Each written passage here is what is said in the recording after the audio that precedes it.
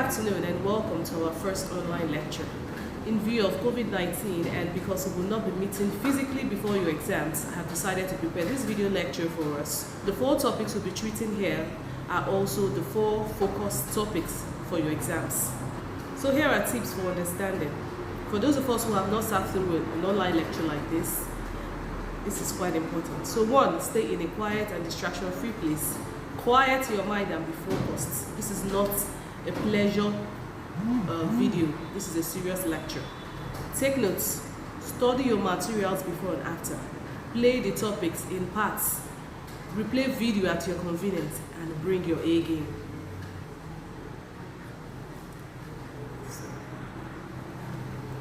So the broad objective of this course is to study the vibrant history of East and Central Africa using Tanzania, Uganda, Congo, and other countries as case studies. We'll also be examining the early kingdoms, political, religious, colonial, and economic dynamics of the region. So, as a broad facts on East Africa, so there are 55 countries recognized by African Union and United Nations and 5 main regions in Africa: West Africa, East, Central, North, and South Africa. Then geographically, East Africa has a total of 21 countries it's listed. One thing you should know is that some of these countries are overlapping. For instance, you might find Mozambique in Central Africa as well, but according to United Nations classification, which I adopted, these are the 21 countries over East Africa. And the languages under this region are African languages: Swahili, English, French, Portuguese, and many others. Welcome to our first topic. In this topic, we'll be looking at the Kingdom of Buganda and its early development before 1800. So the one pattern I'll be adopting in this course is to read and you can follow. But if you find my voice distracting, you could always put off the volume of the video and just read the slides. And the pictures are instructive to boost visual learning. So you follow as we go on. So we say, Buganda is one of the several pre-colonial states that eventually formed the Republic of Uganda.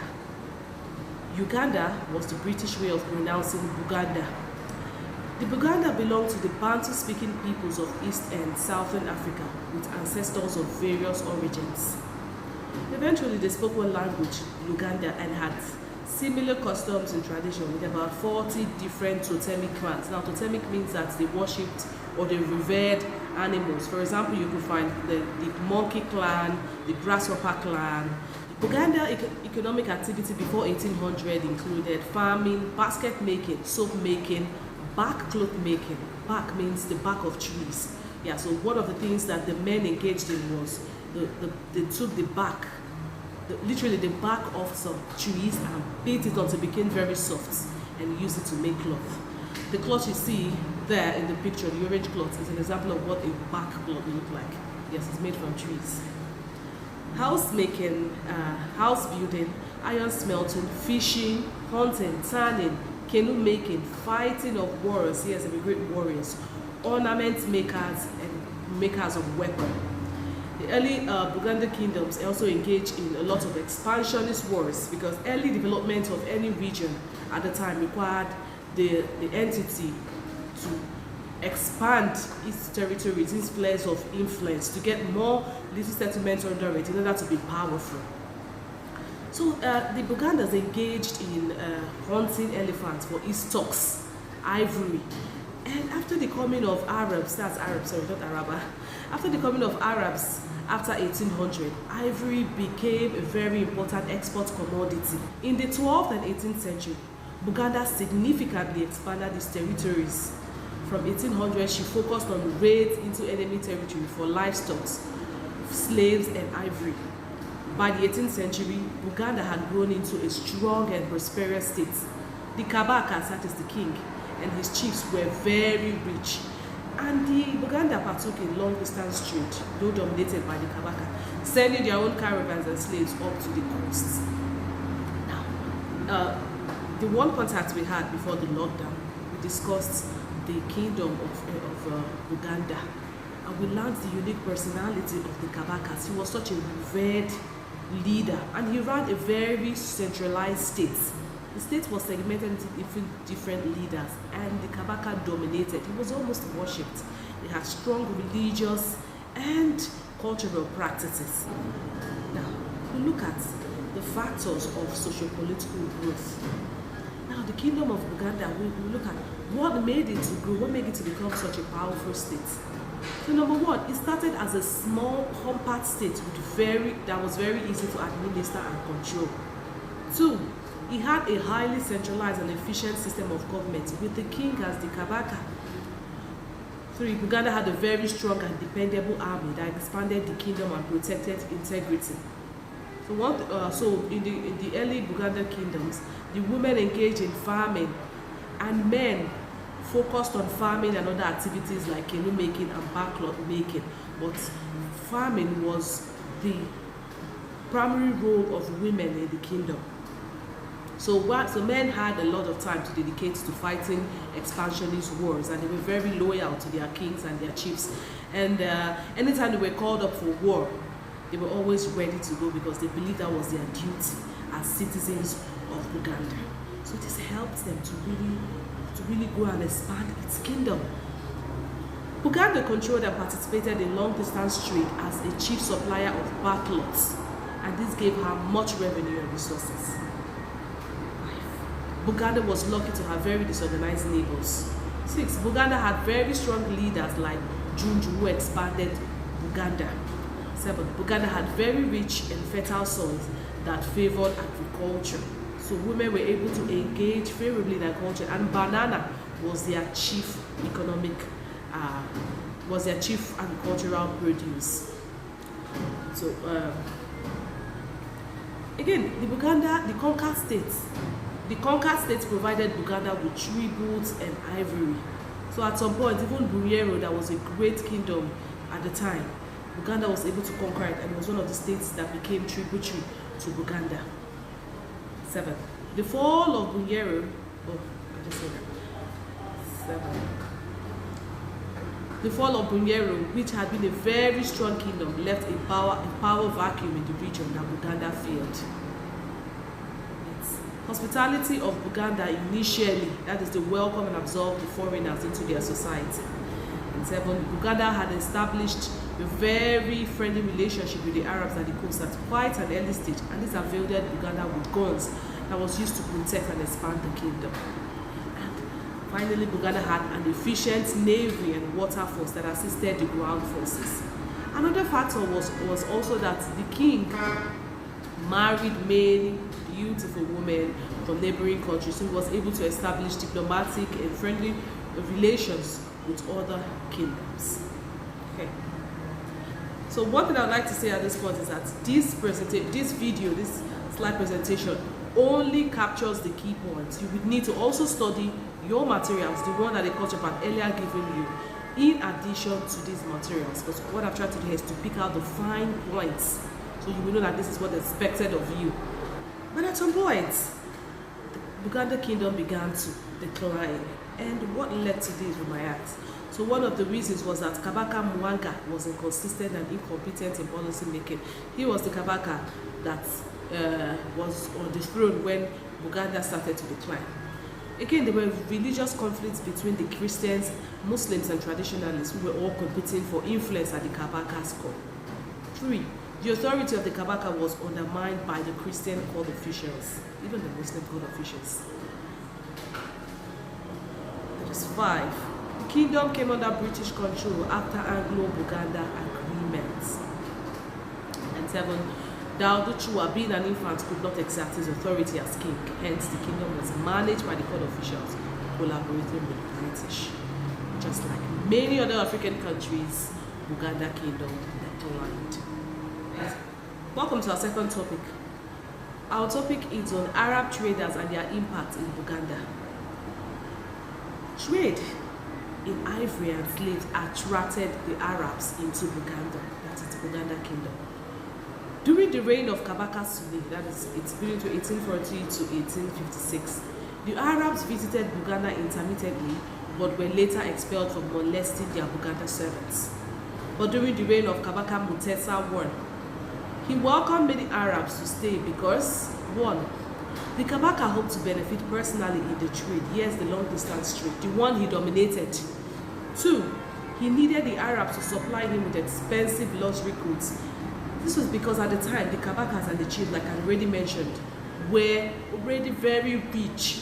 So they had a lot of economic power and purchasing power to get themselves a luxury goods. 3, he wanted to modernize Buganda and needed Arabs as court advisors. You know, these Arabs, they were educated, they were well-traveled too, so they knew how things were done in so many different places they had been to.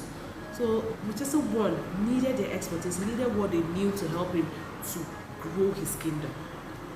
4, he needed the guns and ammunition from Arabs. 5, he wanted the world to know his name as a mighty and wise ruler, and he needed the Arabs to spread his fame.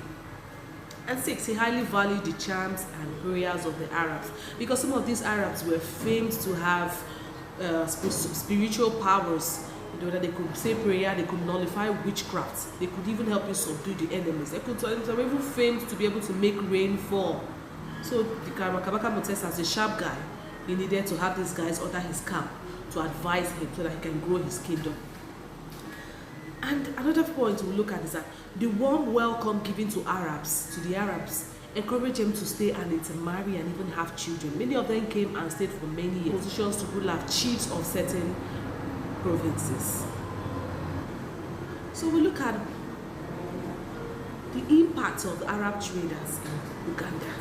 1, in 1865, Kabaka Mutesa converted to Islam and practiced it zealously for the next 10 years. Yes, Arabs were Muslims, and whenever they went, they always tried to advance the practice of Islam. Yeah, and managed to convert the Kabaka Mutesa to Muslim, and he adopted this religion and practiced it very seriously for the next 10 years.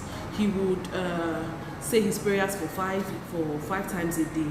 He would eat as commanded by Islam. He even sent away his favorite hunting dogs, which was his pride and joy. But because Muslim dictated that were unclean animals, had to send away his hunting dogs.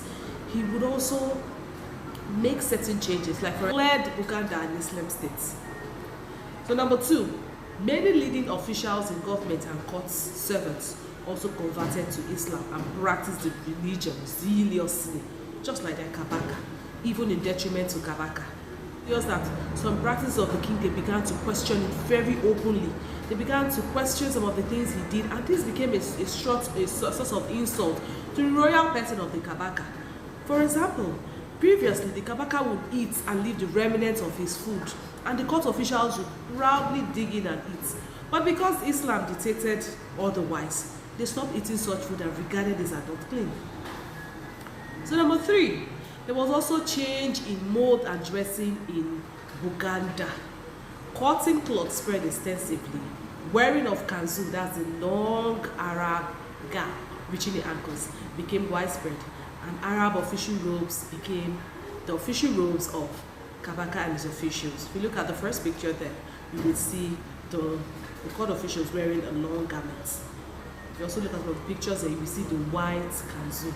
Right. So before Arabs came to Uganda, they took a lot of pride in wearing their back cloths. So number 4, copper and gold bangles became very popular with the wives of the leading men in the kingdom. The chiefs, and because they became very rich, they could afford to indulge and spend on expensive goods which the Arabs brought. So they started adopting wearing of copper and gold bangles as elegant court wears. 5, many people began to build rectangular houses instead of circular houses. Money changed from blue beads to ivory discs and later cowrie shells. These cowrie shells were introduced by Arabs. Number 7, Mutesa, once he became Muslim, reduced the power and influence of the priests. If you recall, during our contact with the class, we discussed how great power the priests of Uganda influenced. With the help of guns and ammunition, which he got from the Arabs, he built a very powerful army.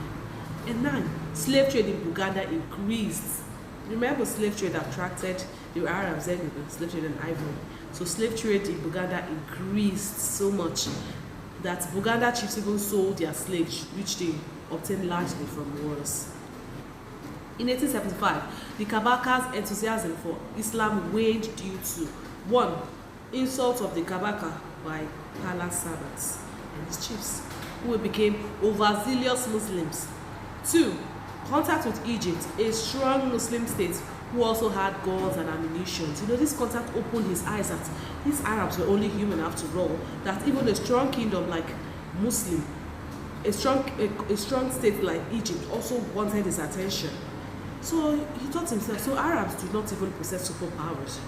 If I can get these guns from other states like Egypt, then I can also build my influence. I don't have to heap it all on Arabs. So this made his interest in Islam to wane a little bit.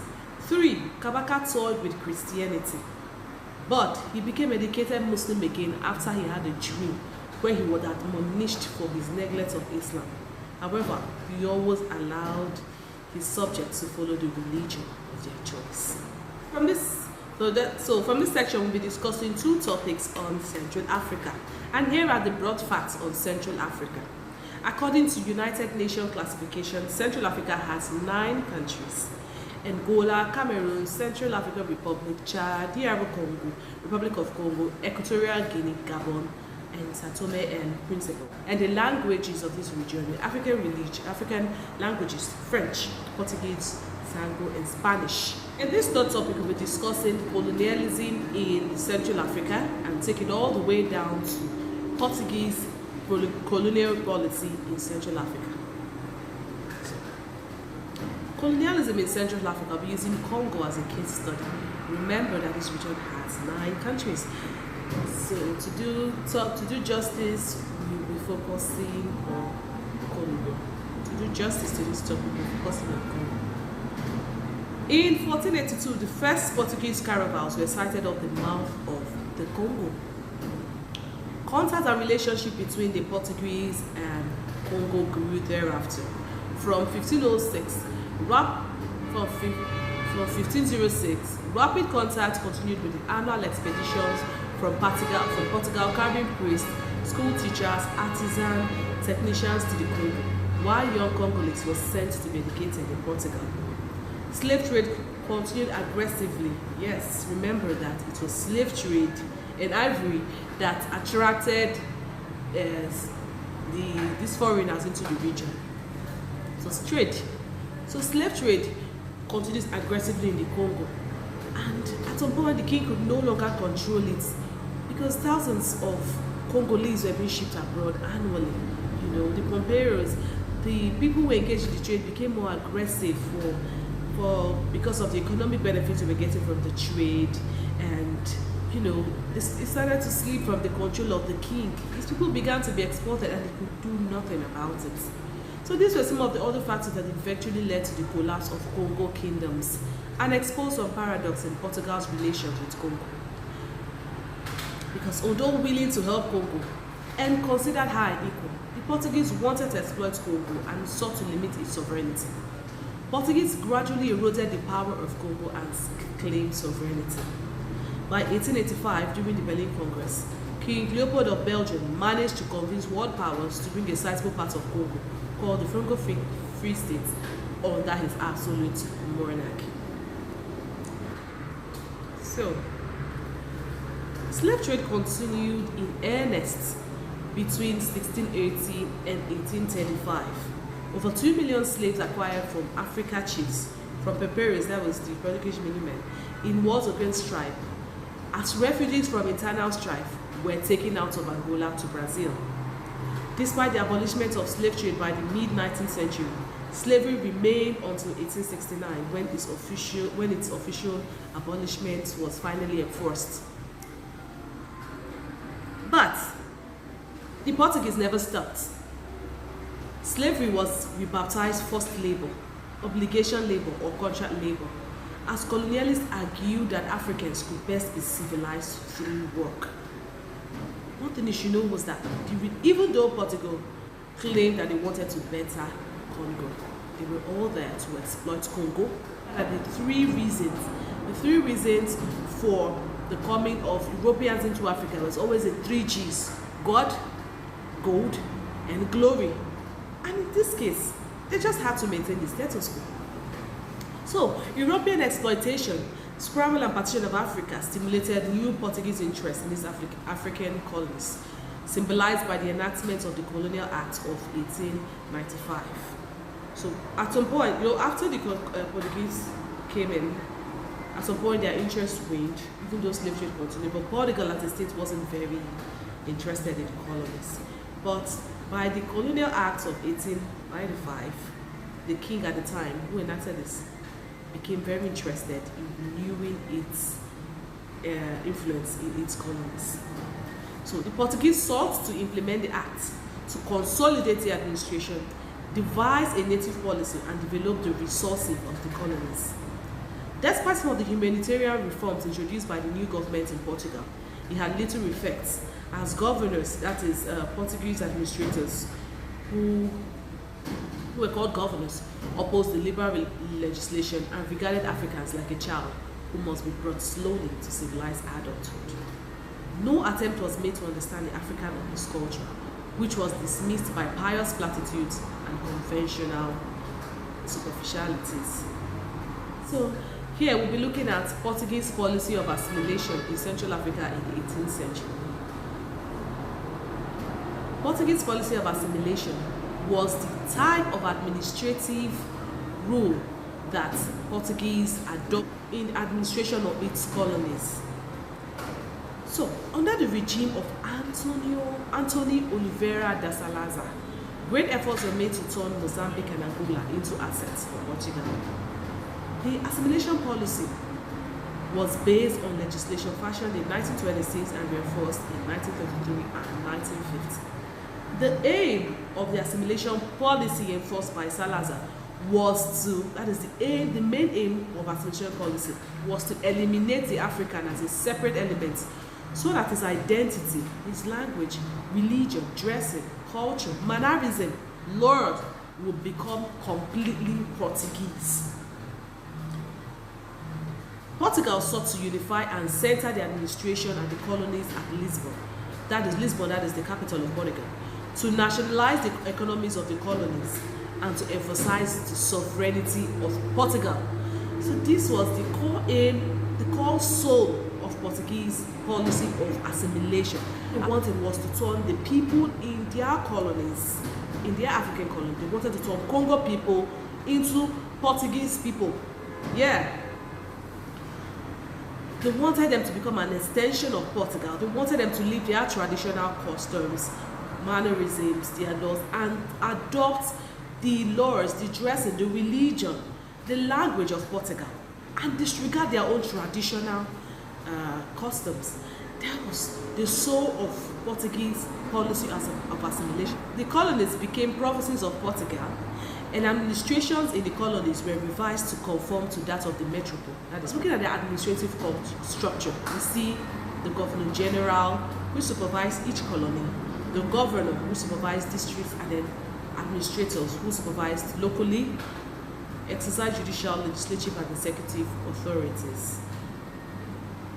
Under this administration, the Africans were under the closest possible control.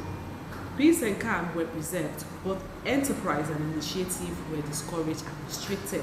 To the Portuguese, the policy has been and continues to be to improve the cultural, economic, and social level of the Negro, to give him opportunities to drag him from his ignorance and backwardness, to try to make him a rational and honorable individual worthy of the Lusitanian community.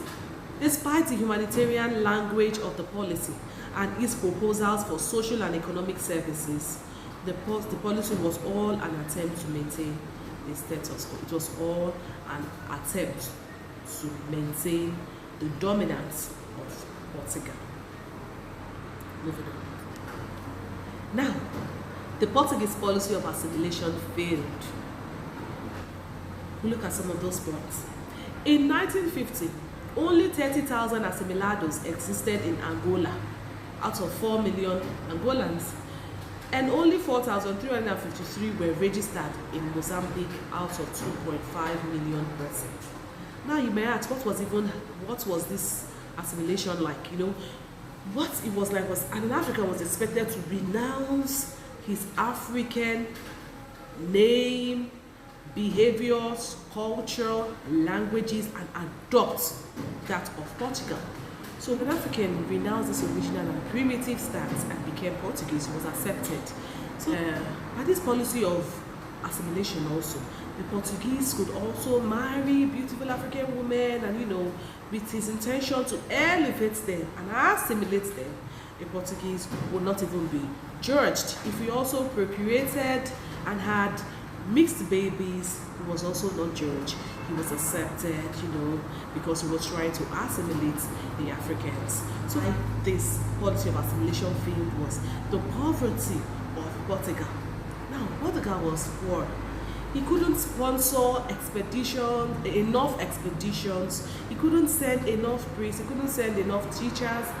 He wasn't releasing enough resources needed to run his colonies and make it successful. Portugal claims that he wanted to make Africa, he wanted to make its colonies an extension of Portugal, but it would not release enough resources to build it to the standard of Portugal. It would not release the money to construct good roads, to spread education, to release medical services, to provide all the amenities that they were enjoying in Portugal. He was not able to release these same resources into his colonies. So he failed. Another reason was that education, which was usually a tool of making Africa and Portuguese remain selective and open to a few. He couldn't even bring in enough teachers to teach the people. Again, medical services were limited and frequently discriminatory. Christianity as a colonialist tool was limited as number of priests and converts remained small in spite of the protection and encouragement of the states. African labor was forced, while recruitment and contracts were often abused by government and companies. As you can see in the last photo, the Portuguese official would take the best land for themselves. They would force the Africans to work for them. They would have these people doing labor for them, and they would not pay. There was a lot of corruption at the time, and the failure of the government to eliminate corruption and the system and improve livelihood hardly convinced the Africans of the value of the Portuguese culture. Like, why be Portuguese if you cannot elevate my economic status? So these were some of the reasons why Portuguese policy of assimilation failed. We'll just briefly touch on this. Christianity in Congo, right? So before the coming of Portuguese in Congo, the people engaged in traditional worship. And in the 15th century, a fleet of Portuguese ships sponsored by Dom João II, that's the king of Portugal, and led by Diogo Caro, arrived the coast of Congo and established contact with indigenous people. Some delegation of Portuguese foreigners went into the hinterland to see the king of Congo. Diogo Caro also took 4 Congolese back with him to Portugal to show the king. The king of Portugal welcomed the Negroes, taught them, that's them, not them, Portuguese and Christianity, and sent them back to Congo. The delegation of Portuguese during their stay impressed the king as the uncle of the king on the glories of Christianity and the doom of traditional worship, that the count encouraged the king to embrace Christianity. Of course, he was reluctant at first, but eventually was convinced. And in 1941, the king were the first to receive baptism and take on Christian names, Emmanuel and Anthony. Subsequently, the king, his wife, and children accepted Christianity and took the names of the House of Portugal. The king was called Jaro, the queen Eleanor, and their son Afonso. That was named the king, queen, and son of the royal house of Portugal at the time. That is what they adopted. Then, afterwards, many Congolese followed suit, adopted Christianity, and were baptized. The Portuguese expended much effort to establish several posts for schoolmasters which could read, write, and teach the religion. But was it sufficient? No. Between 6 and 1647, at the request of the king, the Pope sent missions of Capuchins and teachers to spread the religion throughout the kingdom of Congo. So this is how Christianity began in Congo, and eventually it spread through the people and has stayed even up to this moment. End of our lectures. So, as promised, here are your revision questions. These 4 questions, 1, 2, 3, 4, are your revision questions. So study them.